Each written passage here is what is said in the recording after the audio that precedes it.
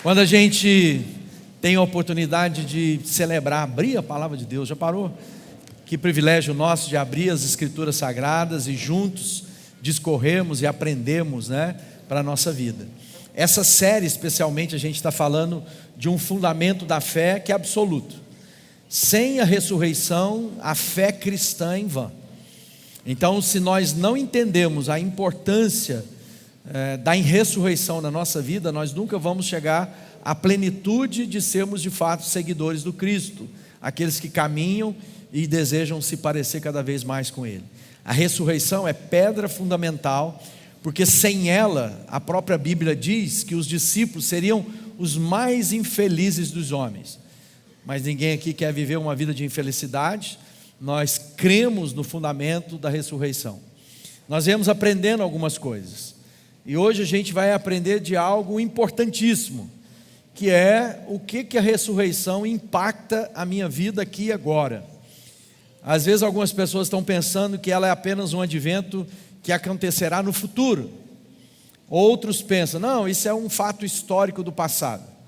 Mas o fato é que se nós não tivermos consciência da aplicação desse conhecimento, dessa verdade bíblica para a nossa vida hoje, a gente não vai conseguir avançar, podemos ficar aprisionados do passado, de coisas que não são aquelas que Deus tem para nós. Então hoje nós vamos aprender de alguns pontos importantes para a nossa vida. E eu quero começar lendo um texto que vai nos ajudar a compreender melhor, que lá está em Colossenses, Paulo escrevendo à igreja em Colosso, ele diz assim: portanto, se fostes ressuscitados juntamente com Cristo, buscais as coisas lá do alto, onde Cristo vive e assentado à direita de Deus. Nós estamos entendendo Paulo escrevendo aqui, falando de algo muito, muito, muito importante e que nós precisamos ter atenção. Olha só como ele diz assim, se fostes, ele está nos ensinando que nós somos ressuscitados. E aí a gente pode pensar, bom, mas eu não morri ainda, como é que eu já estou ressuscitado? É a consciência das coisas eternas que vão impactar diretamente as coisas do presente, temporais. Então, quando eu tenho a consciência da ressurreição dos mortos, ou seja, que nós não estamos esperando apenas nas coisas dessa vida, e aqui está o grande desafio, porque a gente é muito apegado a essa vida, não é verdade? Às vezes a gente imagina que o eterno tem que apenas resolver a nossa temporalidade, e essa questão, Jesus diz que quem se ocupa da temporalidade são os pagãos. Vamos lembrar? Quando ele diz assim, olha, quem se ocupa dessa oração, qual oração que ele estava falando? O que comer, onde morar e o que vestir, não é isso? Sejamos sinceros, quantas vezes a nossa oração está carregada de onde morar, o que comer e o que vestir? E Jesus é muito enfático, ele fala assim, quem se ocupa dessas coisas são os pagãos. O que ele está dizendo? Quem tem preocupação com esse tipo de coisa é quem não conhece a Deus.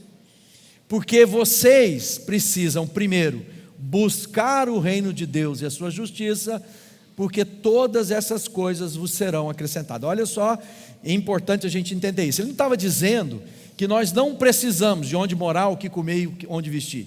Ele está dizendo que essa provisão de Deus é um fato na vida daqueles que buscam em primeiro lugar o reino de Deus.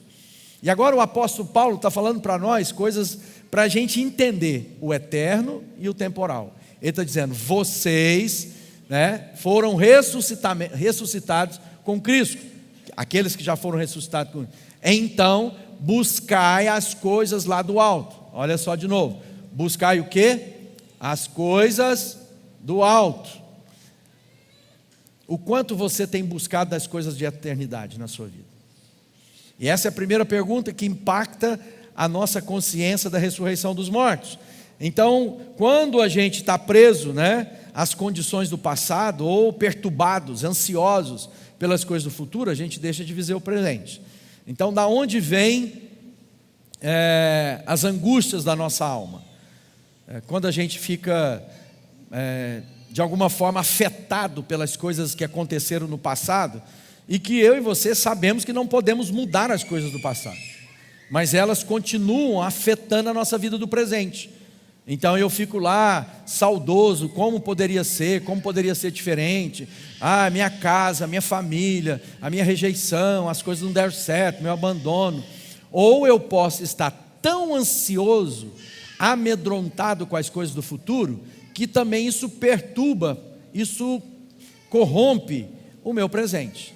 Mas quando eu tenho consciência de eternidade, eu lido bem com as coisas do passado, não que elas não tenham sido de fato as reais da nossa vida e afetaram as nossas emoções, mas agora eu vou manejar as minhas emoções, os meus sentimentos de maneira adequada, e nem vou ficar comendo unha a respeito das coisas que estão por vir. Se não der certo, se acontecer, se houver um acidente, e se eu ficar pobre, se as pessoas me abandonarem, esquece isso.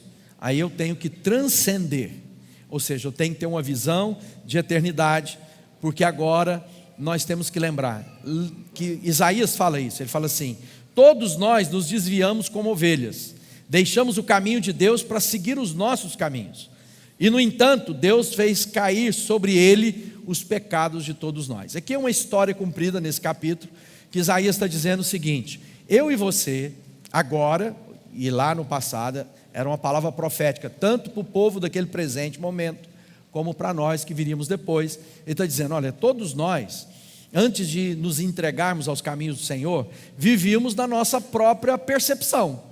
A gente estava em busca de realização, de prazeres, de conquistas, imaginando que se nós fizéssemos as escolhas certas, fizéssemos as coisas certas, e certas aí é relativo, porque a gente pode pensar que o caminho das drogas, da prostituição, do adultério, do vício, do jogo, poderia trazer alegria para nós, e nos enfiamos em todas essas coisas.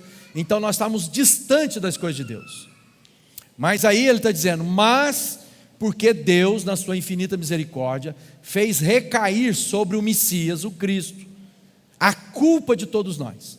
Então ele está dizendo: nós vivíamos dessa forma porque nós estávamos desconectados da verdadeira fonte de vida, e porque nós buscávamos vida, nós ficávamos tateando, tentando encontrar a verdadeira existência para nós.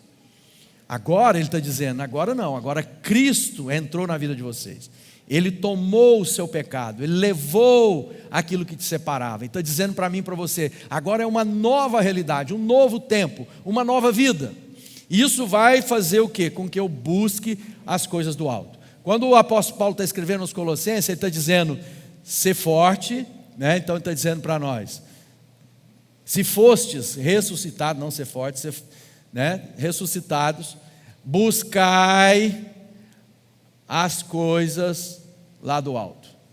Então nós somos desafiados a viver de uma consciência que vai além da realidade que nós somos capazes de ver e tocar aqui agora. Então quando eu olho para Jesus, Ele diz assim para mim: todas as coisas cooperam para o bem dos que amam a Deus. Quando a palavra de Deus está nos ensinando isso, sejamos sinceros, tem coisa que a gente acha que não tem nada de bom e que não, é muito ruim. Mas ele está dizendo: mesmo diante dessas dores, dessas angústias, olha para o céu, olha para o alto, e você vai superar essas coisas, compreendendo que elas estão moldando muitas vezes o nosso caráter, e algumas delas a gente sinceramente não entende, mas confiamos no amor de Deus e descansamos nele, e isso vai nos mudar. E para isso, vai fazer com que quando eu busco as coisas do alto, qual é a realidade que muda na minha vida? Uma vida de santidade. Agora presta atenção que o que é viver uma vida de santidade, o que é ser santo? Santo é a essência do Criador. Deus é santo. Deus não é santo porque deixou de fazer coisas ruins. Deus é santo porque é quem Ele é, e portanto porque é santo, não tem como agir de outra forma que não segundo a sua santidade. Nós estamos desgarrados, nós pecamos, nós afastamos dessa fonte de virtude. Mas agora ele está dizendo: assim como Cristo tomou sobre ele os seus pecados, agora vocês podem viver a vida da essência de Deus. Ele está dizendo que eu e você somos convidados a viver uma vida que é além dos meus sentimentos, dos meus apetites e dos meus desejos. Mas isso só será possível se o meu olhar, se o meu coração, se a minha vida estiver completamente comprometida, vivendo de acordo com quem Deus é. Então quando eu penso, a ressurreição me leva a viver uma nova condição de vida, E em Romanos 6, Paulo diz assim: fomos, pois, sepultados com ele, presta atenção nisso, na morte pelo batismo, para que como Cristo foi ressuscitado dentre os mortos, pela glória do Pai, assim também andemos nós em novidade de vida. Ele está dizendo para mim e para você agora, que vocês entenderam a obra de Jesus, da sua ressurreição, Ele morre pelos nossos pecados e ressuscita para que nós possamos ter vida que Ele tem para nós. Então a obra perfeita foi morte e ressurreição, cruz e túmulo vazio. Por isso que nós aqui colocamos aqui, ó, tem a cruz e o túmulo ali que está vazio. Nós tivemos o privilégio de ir algumas vezes de Jerusalém. Lá tem supostamente um lugar que poderia ser um túmulo como aquele que Jesus foi sepultado. E na porta daquele buraco que está lá, né, naquela pedra está escrito: Ele não está aqui. Essa ressurreição possibilitou não apenas que o meu pecado e o seu pecado fosse perdoado, mas que agora nós pudéssemos ter uma vida nova que Ele prometeu para nós. E essa vida tem tudo a ver com sepultados pela morte no batismo. E aqui vai uma orientação para nós, uma ordenança para nós. Batismo não é uma opção para quem segue Jesus. Batismo é um testemunho daquilo que foi invisível na minha vida e agora eu publicamente confesso a nova vida que vivo em Cristo. Por isso que muitas vezes o batismo significa o quê? O sepultar nas águas e o levantar para uma nova vida. Então o batismo está dizendo para mim e para você: eu morri para a vida que eu tinha e renasci, ressuscitei para uma vida nova que Deus tem para mim. Então o batismo é uma confissão de fé, uma ordenança, um sacramento que não é opcional, que nós devemos ter. Então eu preciso ter o quê? Uma consciência que Deus é santo, na sua essência. Já que eu morri, e eu testemunhei disso no batismo, agora eu vou viver para a glória. Então eu preciso andar em novidade de vida. Sua vida é nova, não é nova simplesmente porque você mudou de religião. Ainda tem esse paradigma que precisa ser quebrado. Muita gente imagina que ele vai bem se ele mudar de religião. Não se trata de mudar de religião, se trata de ter um encontro íntimo e pessoal com Jesus Cristo. É uma pessoa. Não se trata de você gostar do sal da terra ou deixar de gostar. Se trata do que a Bíblia diz para nós e como Cristo é revelado para nós na sua morte e ressurreição. E essa ressurreição me leva a uma novidade de vida. E isso, é claro, vai afetar meus hábitos. Isso vai afetar o que eu falo, o que eu faço. Então algumas coisas claramente não cabem na nossa vida. Se o nosso Deus é santo, não tem jeito de eu ficar misturado com feitiçaria. Não tem jeito de eu ficar misturado com quem busca, né, ouvir os mortos. Não tem como eu ficar me prostrando diante do ídolo, uma idolatria. Deus está dizendo que precisa remover isso da minha vida. Eu não posso continuar numa vida de idolatria do sexo. Eu não posso viver uma vida idolatrando dinheiro, porque agora eu tenho uma nova vida, e isso vai afetar o meu casamento, minha vida social, o quanto eu bebo ou deixo de beber, o que eu como ou deixo de comer. Deus está nos chamando a uma história nova. Então nós precisamos abandonar o nosso pecado e viver uma vida. Não se trata apenas de mudar o meu comportamento. Tem muita gente se esforçando para mudar o comportamento. Vai afetar o meu comportamento? Claro, porque vai afetar primeiramente a minha essência. Então não é apenas fazer coisas diferentes, é entender que eu sou nova criação. E porque sou nova criação, algumas coisas da minha vida não fazem parte mais do novo eu. Ah, mas ainda gosto de fazer, claro, nós vamos ter que fazer morrer a nossa natureza para viver a vida que Deus tem para nós, porque durante muito tempo fomos escravos do pecado. Mas se eu e você queremos viver a vida de santidade que Deus tem para nós, eu e você precisamos compreender o que Deus reservou para mim e para você. Quando a gente olha para isso, a gente lembra de alguns textos, né? Toda dádiva, todo dom perfeito é lá do alto, descendo do Pai das luzes, em quem não há mudança nem sombra de variação. E a gente lembra então que Deus não muda. Passarão os céus e a terra, mas as minhas palavras jamais passarão. Então não tem jeito de ficar negociando o que você acredita e não acredita na Bíblia. Ou você toma isso como verdade absoluta da sua vida, ou você coloca isso lá na gaveta do seu quarto e vai viver a vida do jeito que você acha. Ninguém é obrigado, mas há um chamado de Deus para viver uma vida de santidade. Deus não muda. Então, para ninguém ficar te enganando, tem líderes aí enganando as pessoas, porque as pessoas são ignorantes. Porque a Bíblia fala assim: não vos deixe enganar por quem quer que seja. E como é que eu não vou ser enganado? Conhecendo a verdade, e a verdade vai me libertar. Mas se eu não conheço a verdade, eu posso estar sendo engodado por um culto gostoso, por umas palavras bonitas, por umas coisas que fazem lógica, e algumas que despertam em mim apetites que vêm lá do inferno. Mas quando eu entendo que Deus não muda, e eu medito na palavra dele, eu não tenho mais dúvidas. Jeremias, escrevendo em Lamentações, ele diz: o amor do Senhor não tem fim, suas misericórdias são inesgotáveis, grande é sua fidelidade, e a sua misericórdia se renovam a cada manhã. Olha que coisa bonita, Deus está dizendo: eu não mudo, a palavra que eu empenhei estou cumprindo, mas para que você encontre cura na sua vida, para que você encontre salvação, a minha misericórdia se renova a cada manhã sobre a sua vida. Este é o motivo de não sermos destruídos. Deus é um Deus de misericórdia. Ele não quer te destruir, Ele quer que você vá ao arrependimento, abandone as suas obras mais e viva a vida que Ele tem para você. Por quê? Porque é a melhor vida a ser vivida.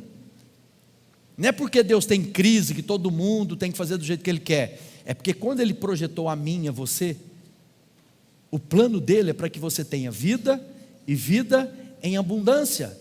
E a abundância de Deus está em cumprir as Escrituras na sua vida, porque esse é o caminho perfeito. A palavra do Senhor é o poder que transforma todo aquele que crê. Então, quando a gente olha para isso, nós vamos se lembrar que Jesus diz: aquele que beber da água que eu lhe der, nunca mais terá sede. E que quando eu lhe der, Ele fará nele uma fonte de água que jorre para a vida eterna. E aqui a gente vai lembrar de um personagem muito importante na Bíblia: Nicodemos. Nicodemos era um homem bem quisto, de moral inquestionável, um religioso, conhecia as Escrituras. Nicodemos era uma pessoa que todo mundo queria ter como amigo, porque era uma pessoa do bem. E quando ele vai lá conversar com Jesus para saber o que ele deveria fazer para herdar a vida eterna, ele sabia das práticas, religiosas. E Jesus já vai no ponto, ele diz: Nicodemos, se você não nascer de novo, você não pode receber o reino eterno. Bom, agora ele desafia um homem religioso a pensar de maneira diferente, porque a primeira resposta de Nicodemos é: como um homem sendo velho como eu pode voltar para o ventre da sua mãe e nascer de novo? E Jesus diz: não, Nicodemos, você não está entendendo nada, você tem que nascer do Espírito, você precisa nascer das águas. Deus estava dizendo ao Nicodemos: você precisa ter um encontro com o autor da vida, onde o testemunho do Espírito de Deus testifica no seu espírito quem você é. Não se trata mais agora se eu estou fazendo a coisa certa, porque nós podemos estar praticando o culto certo aos olhos dos homens, nós podemos estar fazendo as boas obras de maneira certa aos olhos dos homens, e Deus está dizendo: eu não te conheço. Foi isso que Jesus fala. Vai chegar um dia que muitos virão e dirão: Senhor, Senhor, em teu nome expulsei demônios, em teu nome curei os enfermos. E Jesus vai dizer: afasta de mim que eu não te conheço. Porque não se trata apenas do que fazemos, se trata de quem nós somos. Dá para entender isso? Porque às vezes a gente pensa: se eu fizer a coisa certa, eu posso estar dando a maior oferta aqui, está trazendo aqui, qual o desafio para a gente comprar o terreno, está aqui a minha oferta, eu sou uma pessoa espiritual, e o meu coração eu estou querendo aplauso. Ou seja, eu corrompi a oferta que eu entreguei. Ou posso estar dizendo que, não, é meu, não vou repartir. Eu posso ser uma pessoa extremamente gananciosa e que não reparto. Eu não entendo o reino de Deus. Então eu preciso entender qual a minha parte nisso. O que o Espírito está falando comigo? Qual a minha porção? Por que o Senhor colocou essa porção na minha vida? Qual é a minha parte em tudo isso? Para levar, porque a gente vai aprender daqui a pouco, para que as pessoas possam conhecer dessa nova vida que eu conheci. Porque Deus nos chamou para viver uma vida plena. Então a primeira coisa, sem santidade ninguém vai ver a Deus. Então quando a gente entende isso, nós vamos para um outro ponto, que é o quê? A esperança. Quando eu tenho esperança, eu estou lembrando o quê? Que eu preciso ter os meus olhos na glória futura. Esperança não tem a ver com esperar apenas. Às vezes as pessoas falam assim, eu estou esperando. Não, eu tenho esperança. É diferente. Porque esperança não é uma ação passiva. É uma ação de continuidade, de fé. Eu ando nesse caminho porque tenho esperança, e não porque estou esperando. E tem muita gente sentado esperando. Aí tem aquele ditado popular, vai esperando, para você ver. Não, a minha esperança está naquele que fez a promessa. E qual é a promessa? De glória futura, ou seja, eu e você vamos receber da parte de Deus. Tem hora que Ele faz verde, tem hora que Ele faz amarelo. A nossa pátria está nos céus. Olha que coisa bonita. A nossa pátria está nos céus. Então às vezes a gente está muito apegado, e o coração está amargurado, porque quando a gente espera nessa vida, a gente tem vontade de matar algumas pessoas, a gente tem vontade de sacudir outras. Aí quando a minha esperança está no céu, eu olho para o meu irmão e falo assim, eu preciso comunicar a bondade, o amor, a misericórdia de Deus, de maneira que essa pessoa saia dessa ignorância e possa conhecer o autor da vida e mudar a maneira de viver, porque ela está amargurada, ela às vezes está perdendo o sono. E o apóstolo Paulo fala assim, a nossa pátria está nos céus, de onde também aguardamos o Salvador, o Senhor Jesus Cristo, que transformará o nosso corpo de humilhação para ser conforme o corpo glorioso, segundo o seu eficaz poder de sujeitar também a si todas as coisas. Então agora ele está fazendo com que a gente transcenda. A gente tem um esforço de manter saúde no corpo, só que esse corpo está se corrompendo. E a gente sabe que na morte ele vai se corromper completamente, ele vai ser destruído. E o apóstolo Paulo está escrevendo, agora vai chegar um dia que você vai receber um novo corpo, vai ser uma nova terra e um novo corpo. Então nós vamos ver a glória de Deus, porque eu tenho uma esperança nas coisas que virão do alto. C.S. Lewis, um autor muito conhecido nos nossos dias, diz assim, a ressurreição é o momento em que o céu invade a terra, prometendo uma nova criação. Jesus ressurreto, Ele comeu com os discípulos, não é isso que diz lá? Ele ceiou com eles. Ele entrou na sala fechada, e a gente visita, quando a gente vai em Jerusalém, tem lá o cenáculo, e a gente tem a oportunidade, provavelmente onde os discípulos se reuniram lá em Jerusalém, e diz que eles estavam trancados, e Jesus foi ter com eles, e ele passou, aí eu não sei se era física quântica, sei que Jesus passou por portas e paredes fechadas para estar com eles, ao mesmo tempo comeu e bebeu com eles. Então não era um fantasma, não era apenas um espírito desencarnado.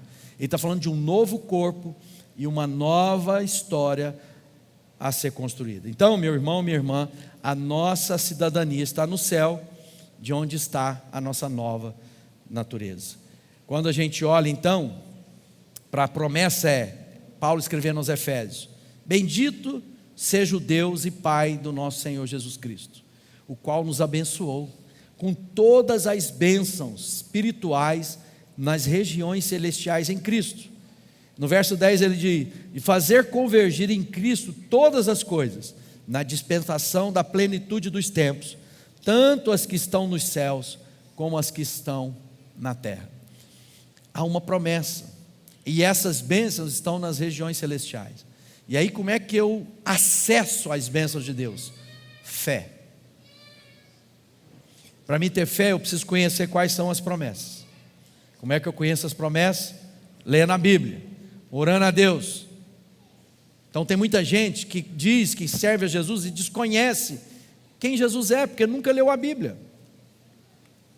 Não adianta você vir cá e pensar que meia hora de mensagem por semana vai fazer com que você enfrente todas as tantas horas que você tem durante a semana, nas suas crises, suas dores, na hora dos seus negócios. Eu preciso de encher meu coração do que é bom, porque isso aqui, essa esperança vai nos levar aonde?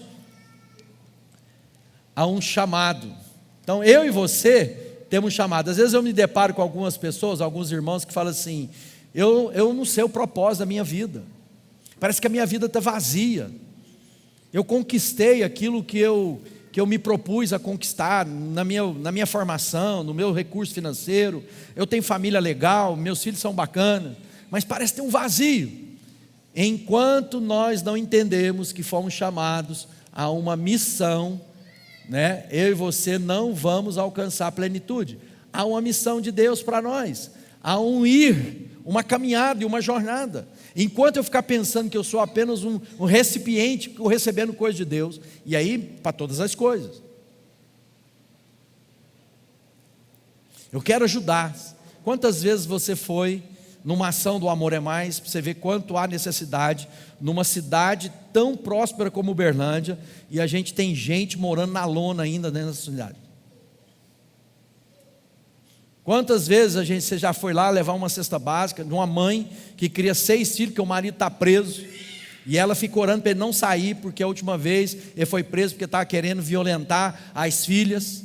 Uma vez a gente construiu uma casa, e o marido dessa mulher estava preso, ela tinha vários filhos, e esse cara ficou sabendo que agora a família dele tinha uma casa, e a gente fez uma casa digna de uma família de 6, 7 pessoas lá.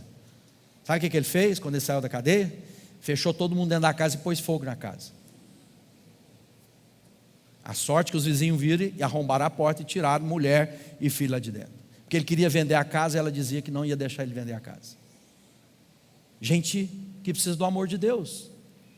E aonde está o evangelho na vida dessas pessoas, tanto do agressor, do quem foi agredido? Porque aqui a chance desse homem é encontrar Jesus, e a chance daquela família de não ser marcada pelas dores é conhecer o amor de Deus. E muitas vezes a gente não entende a nossa missão, porque nós estamos dentro das nossas casas apaineladas, não há falta, e a gente imagina que todo mundo tem que dar um jeito, que se virem. E tem muitas vezes a nossa sociedade, a gente pensa assim: não, porque não quer trabalhar. E tem muita gente mesmo à toa, e a Bíblia diz que quem não trabalha não coma. Mas tem muita gente que vem de situações, como uma mãe sai para trabalhar e deixar 4, 5 filhos dentro de casa. Tem muitas condições. Muitas vezes uma criança com déficit físico, intelectual, que tem que ter cuidados. É muitos desafios. E muitas vezes a gente está enxergando essas coisas de longe. Qual é a missão? Minha missão e a sua, revelar o amor de Deus. Mas não é revelar o amor de Deus apenas pregando, muitas vezes vai ser levando o acalento, levando o alimento, levando o gás, entende? Até que ela tenha condições de poder dignamente trabalhar e sustentar a sua casa. Quando a gente olha então para o apóstolo Paulo, dizendo aos Coríntios, diz assim: somos embaixadores, em nome de Cristo, como se Deus exortasse por nosso intermédio. Então aqui nós estamos vendo o que? Deus nos chamando. O que é um embaixador? O embaixador é um representante autorizado de uma nação diante de outra. Então se a gente for lá em Brasília, tem mais de 100 embaixadas. E o que aquele povo está fazendo ali? Eles representam um povo diante de um povo. Então significa que eu e você somos embaixadores do reino. Que reino é esse? Que tem um rei, que tem valores, que tem princípios, e que precisamos comunicar esses valores e princípios para as pessoas que Deus colocou no nosso caminho. Você tem sido o embaixador do reino? No meio da sua casa, sua parentela, seu trabalho?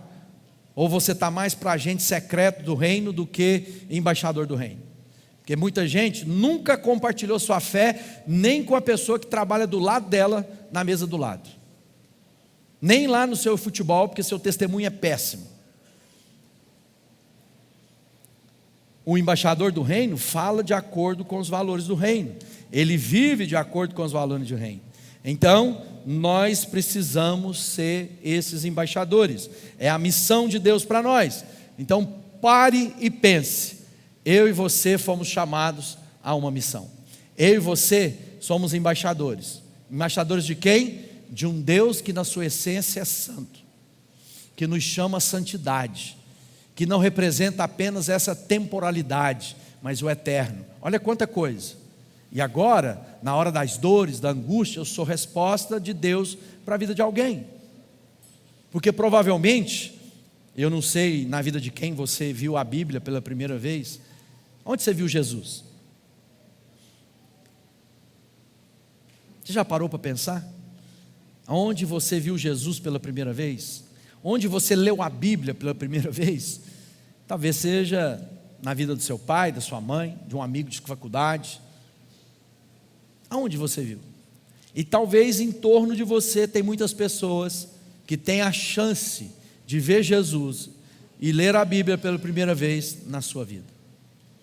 Mas se você não se posicionar de forma adequada, você não vive em santidade, porque ser santo não é apenas deixar as coisas do pecado, mas viver a virtude do eterno. Então tem gente se contentando a deixar a prostituição, mas não se tornou um bom pai, um bom marido, uma boa esposa. Hoje é dia de cura, e o que faz com que tudo isso faça sentido na nossa vida é porque Jesus morreu naquela cruz e ressuscitou, para que eu e você tivéssemos vida e vida em abundância.